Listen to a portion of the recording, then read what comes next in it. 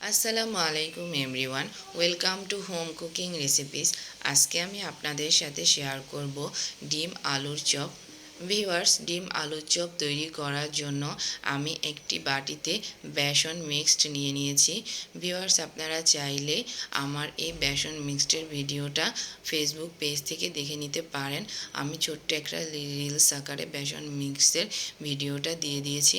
Viewers, এখন বেসন mister সাথে পরিমাণ মতো লবণ মিক্সড করে নিয়েছি। এখন আমি অল্প অল্প করে পানি মিক্সড করে নিব। একবারে বেশি পরিমাণে পানি মিক্সড করা যাবে না, তাহলে বেসন মিক্সটা পারফেক্ট হবে না। ভিউয়ার্স, আমি অল্প অল্প করে পানি মিক্সড করে নিচ্ছি। আমার পানি মিক্সড করা প্রায় হয়ে আসছে।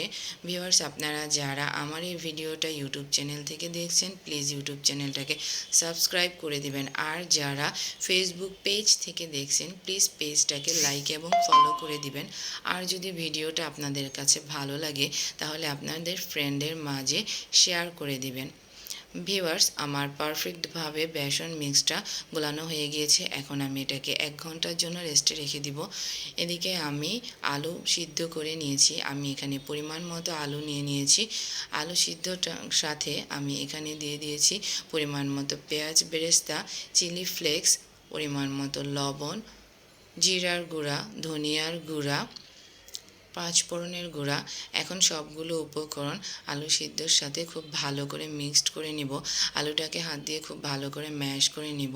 ভিউয়ার্স, আলুটা আমার ম্যাশ করা হয়ে গিয়েছে। আর অপরদিকে আমি 2টা ডিম সিদ্ধ করে নিয়েছি। আমি 2টা ডিম দিয়ে অনেকগুলো ডিম চপ তৈরি করে নিব। এখন আমি ডিমগুলোকে পিচ পিচ করে একটা চাকুর সাহায্যে কেটে নিব। আমি একটা ডিমকে প্রায় 8 টুকরার মতো করে নিব। আমি 2টা ডিম দিয়ে 16টা ডিম আলুর চপ তৈরি করে নিব। ভিউয়ার্স, আমি ডিমগুলোকে কেটে নিচ্ছি। আমার কাটা প্রায় হয়ে গিয়েছে। এখন আমি আলু আর ডিমগুলো একসাথে দিয়ে দিব। দেখেন ভিউয়ার্স, আমি হাত দিয়ে প্রথমে একটু আলু নিয়ে নিয়েছি, আলু ম্যাশ করা আলুটা নিয়ে নিয়েছি। এখন আলুটার ভিতরে আমি ডিমটাকে দিয়ে খুব সুন্দর করে একটা শেপ করে নিব। আপনারা চাইলে আপনাদের পছন্দ মতো একটা শেপ করে নিতে পারেন। আমি যেহেতু ডিম আলুর চপ তৈরি করব, তাই আমি ডিমের আকারেই শেপ করে নিচ্ছি আলুটাকে।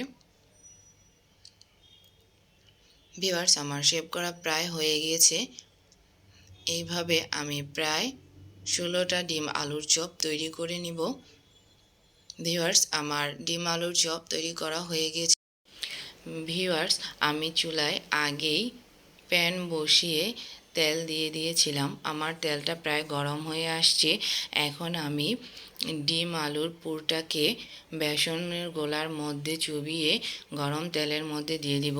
এক এক করে আমি দিয়ে দিব যে কয়টা দেয়া যায়। ভিউয়ার্স, আমি দিয়ে দিয়েছি এখানে কয়েকটা।